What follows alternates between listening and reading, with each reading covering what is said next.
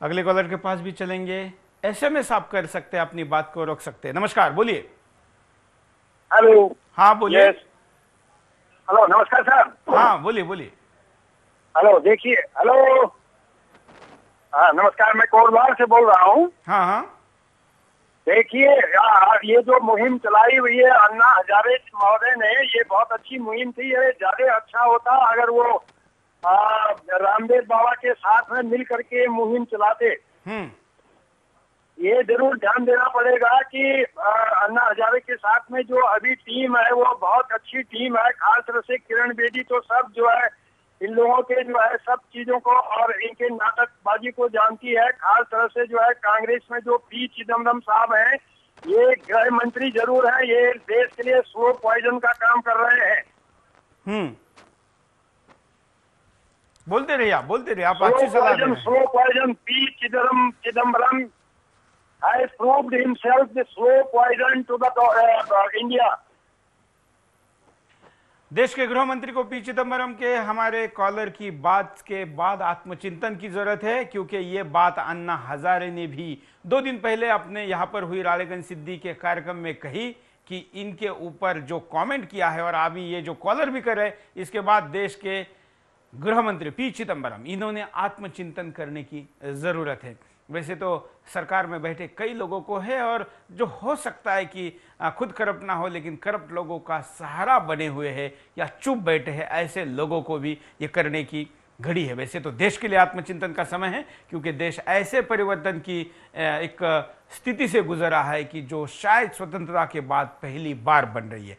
ऐसे में हर व्यक्ति क्रियाशील होकर कुछ ना कुछ करे। अगर आप निष्क्रिय होकर बैठेंगे तो स्वामी विवेकानंद का ये कहना जरूर याद रखिए कि मुझे दुर्जनों की दुष्टता से इतना डर नहीं जितना सज्जनों की निष्क्रियता से। तो आप सज्जन होंगे, लेकिन अगर निष्क्रिय होंगे तो कोई काम के नहीं है। हम आपको एक एमएमएस दिखाते हैं, क्या कहता है। सरकार अभी से तानाशाही नहीं दिखा रही है, सरकार बहुत सालों से तानाशाही दिखा रही है। जब इंदिरा गांधी के टाइम में भी ये सरकार तानाशाही थी और अभी भी ये सरकार तानाशाही दिखा रही है। लोगों ने जो आवाज उठाई है ना भ्रष्टाचार के ऊपर, ये दबाने की कोशिश कर रही है। अगले कॉलर के पास चलते हैं, उनकी राय लेते हैं, देखते हैं वो क्या कहना चाहता है। नमस्कार। हाँ नमस्कार, बोलिए। हाँ सुरेश जी। हाँ ये जो कार्यक्रम चल रहा है, क्या सरकार का रवैया दमनकारी है? बिल्कुल बिल्कुल निश्चित रूप से ही सरकार का रवैया दमनकारी है। ऐसा क्यों कह रहे हैं आप? हाँ, क्योंकि सरकार ने जैसे ही ये अन्ना हजारे के जो सहयोगी टीम है इनको जो परेशान कर रही है ना, तो निश्चित रूप से ये लग रहा है कि भाई जो अच्छा काम कर रहे हैं उनको ये परेशान कर रही है ना। वो जो भी करे, जैसे वो मनीष ने वो कोई अन्ना हजारे को सर से पाँव तक भ्रष्ट बताया, वो बात अच्छी रही। और ये बोलते हैं कि ये गवार और ये गलत हो गया। बिल्कुल, किसी भी धन्यवाद। किसी भी तरीके से क्यों ना हो, दमन के कई रूप होते हो, सरकार ने अपने सारे घोड़े दौड़ा दिए हैं जो भी खिलाफ बोल रहे हैं सरकार के। फिर इनकम टैक्स डिपार्टमेंट क्यों ना हो, फिर ईडी क्यों ना हो, और देश का पार्लियामेंट का भी दुरुपयोग किया जा रहा है उनके खिलाफ बोलने वाले के खिलाफ। ओमपुरी को यह कहा जाता है कि ये शराब पीकर स्टेज पर आए थे और उन्होंने अपनी बात को गलत तरीके से रखा। हम ऐसे किसी भी हरकत का समर्थन जरूर नहीं करेंगे, लेकिन क्या ऐसे सांसद शराब पीकर संसद में नहीं आते? क्या वोट नहीं करते? ऐसे तो पकड़े गए। शिबू सोरेन को भी पकड़ा गया है। उस शिबू सोरेन के साथ भाजपा आज झारखंड में सत्ता में बैठी हुई है। तो राजनीतिक दल ये सोचते क्यों नहीं कि हम दूसरे के तरफ जब बात करेंगे तो हमारे तरफ भी 4 उंगलियां आएगी। इसलिए बात करना नैतिकता के साथ जरूरी है। एक कॉलर से बात करते हैं। भरोसे बोल रही हूँ, अनामिका वर्मा। बोलिए अनामिका जी। हाँ सर, मैं ये बोल रही थी कि हमारे यहाँ जो भी आंदोलन होते हैं उस टाइम तो सारे नेता डर जाते हैं। उसके बाद उन पर जो भी आंदोलन में शामिल होते, जो आगे होते हैं, उनके फिर बाद में नोटिस थमा देते हैं। अभी देखिए, अभी जो भी हमारे आंदोलन में बोला था किरण बेदी ने, जो भी अभी नेता जो करते हैं उनके हसीिया की बोली थी, उनकी कोई गलत तो नहीं बोला था, तो सारे को नोटिस थमा दिया। अभी जो नेता हम लोगों के आम पब्लिक के बारे में बोलते हैं कि ये अन्ना हजारे ऐसे हैं, ये ऐसे ऐसे, तो अभी ये इन लोगों को भी नोटिस थमा देना चाहिए नेताओं को। बिल्कुल क्योंकि अब ये कुछ भी बोले तो चलेगा, हम लोग बोलते हैं तो इनको सब ऑब्जेक्शन हो जाता है कि अरे ऐसा नहीं बोलना चाहिए मंत्री। अरे मंत्री वो भी आप भी एक इंसान हो, हमारी नहीं दिल में चाहता है कि आप जो बोले करते हैं उनके बारे में हमारी भी इच्छा होती है बोलने की। हाँ, मैं यही बोलती कि ये जो भी करेंगे तो ठीक है और हम लोग करेंगे तो गलत है, तो ये तो गलत हुआ ना सर। बिल्कुल, धन्यवाद। तो मैं यही चाहती कि अभी जो भी रिपोर्टर है, जैसे हम लोग जो काम बोलते हैं न्यूज चैनल पे आते तो रामदेव बाबा से इतने सवाल पूछते हम लोग, अन्ना हजारे से पूछेंगे, सारे से नेताओं से भी पूछना चाहिए कि आपकी जो प्रॉपर्टी आई, आपने जो दिखाई ये प्रॉपर्टी, इसके अलावा भी आपके पास कितनी प्रॉपर्टी वो छानबीन हमने की। ये तो आदमी और बताया कि हमारे पास इतनी प्रॉपर्टी है, पर इनके लुगत छुपी वाली प्रॉपर्टी कितनी होगी वो हमने देखा। बिल्कुल बिल्कुल सही कह रहे हैं आप। थैंक यू सर, धन्यवाद।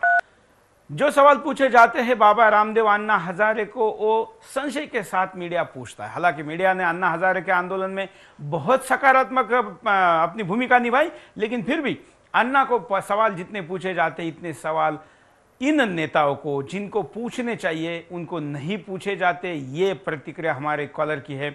अगले कॉलर की प्रतिक्रिया लेते हैं। नमस्कार। हाँ बोलिए। नमस्कार भाई साहब। बोलिए। जी भैया रुड़की से बोल रहा हूँ, सुबोध। हाँ बोलिए सुबोध जी। हाँ भाई साहब, मेरा ये कहना था इसमें कि जो स्वामी रामदेव जी का जो तप है, ये 10 महीने उन्होंने 11 महीने 1.5 लाख किलोमीटर की यात्रा करने के बाद रामलीला मैदान में अपना जो विरोध प्रदर्शन सरकार के खिलाफ किया, उसको सरकार ने लाठी डंडों से कुचल दिया। और अब अन्ना हजारे के साथ इन्होंने धोखाधड़ी करके इस आंदोलन को कुचल दिया। तो आपके माध्यम से हम पूरी देश की जनता को आह्वान करना चाहते हैं, ये सब संगठित होकर इस सरकार के खिलाफ लड़े।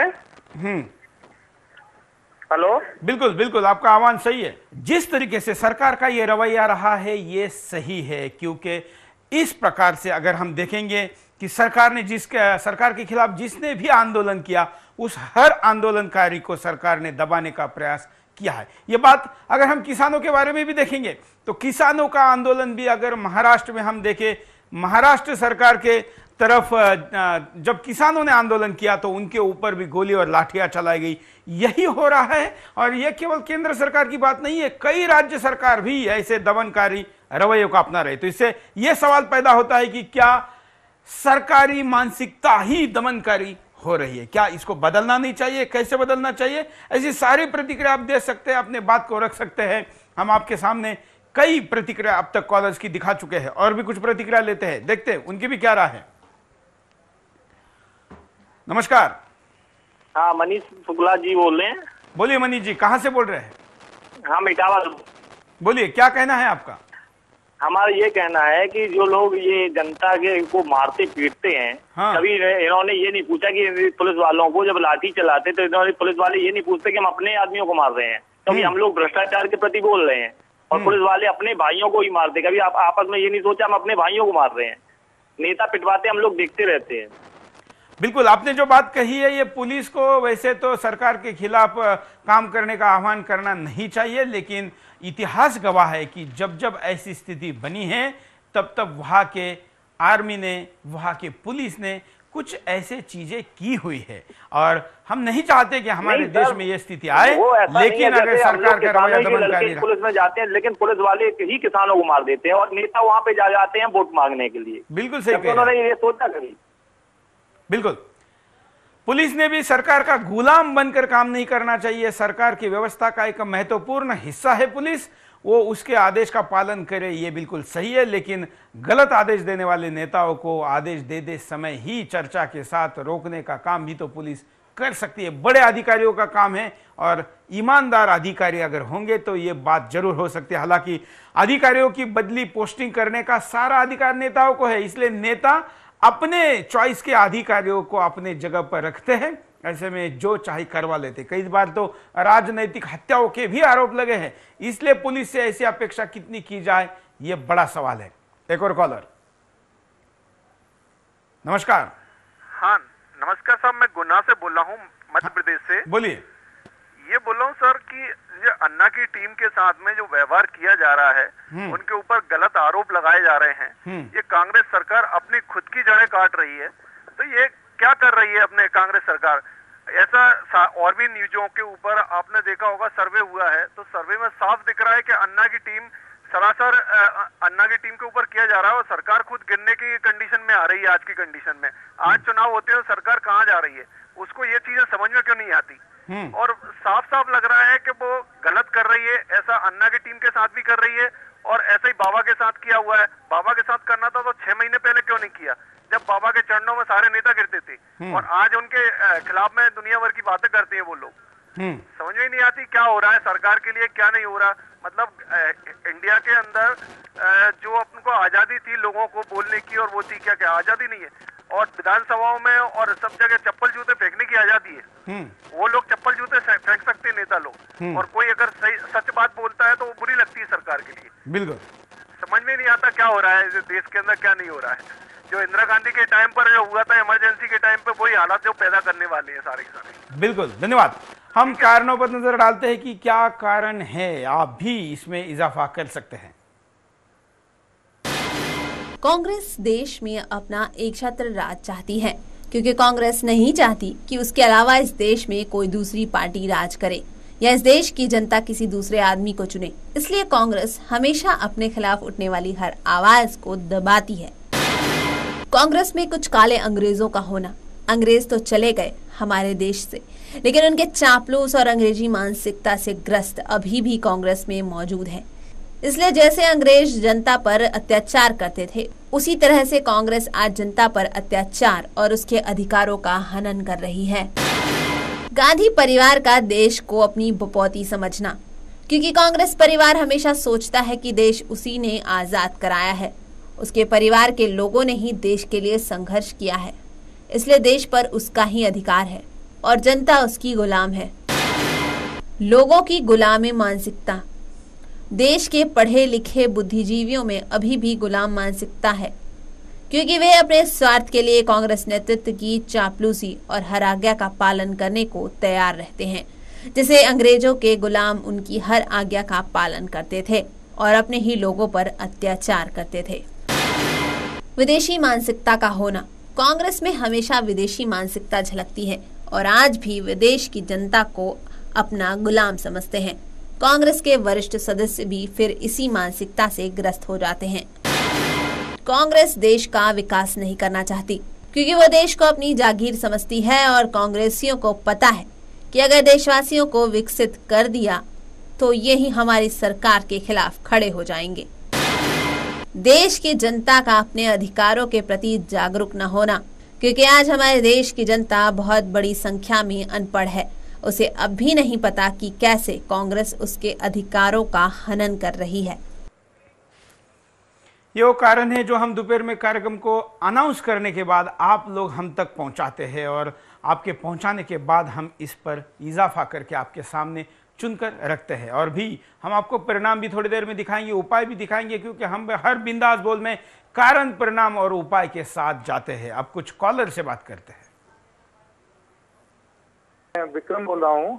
बोलिए। सबसे पहले आपसे विनती है कि मेरे को बोलने का पूरा मौका देंगे। बिल्कुल, कम शब्दों में अपने बात को सर, मेरा ये कहना है कि एक अरुणाचल प्रदेश का कांग्रेस का एमपी यदि रामदेव को यू ब्लडी इंडियन डॉग बोलता है तो उससे भारत माता को और भारतीयों का विशेषाधिकार हनन नहीं होता है।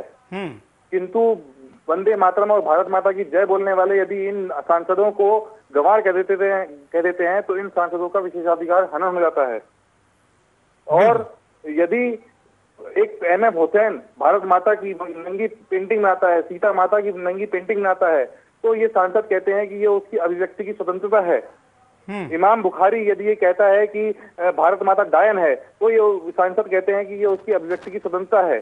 और वही सांसदों के बारे में अगर कोई ओमपुरी ये कह देता है कि ये गंवार हैं, संसद में पैसे लेके कानून पास करते हैं और लड़ते झगड़ते रहते हैं, तो इन सांसदों का विशेषाधिकार हनन हो जाता है। सुब्रमण्यम स्वामी यदि इनके पूज सेक्टर में इनको नंगा करता है तो उसके घर पे हमला हो जाता है। और इन्हीं बुखारी और हुसैन के मरने पर क्या राष्ट्रपति, क्या सोनिया गांधी प्रधानमंत्री और राहुल गांधी अफसोस जाहिर करते हैं, जबकि उससे कुछ दिन पहले ही बाबा रामदेव के रामलीला मैदान में जो घायल हुए थे उनके घायल होने पर कोई अफसोस जाहिर नहीं करता, राष्ट्रपति भी और कोई भी। वाह, मुझे इतना ही कहना था सर। धन्यवाद विक्रम जी, हमने आपको बोलने का पूरा मौका दिया।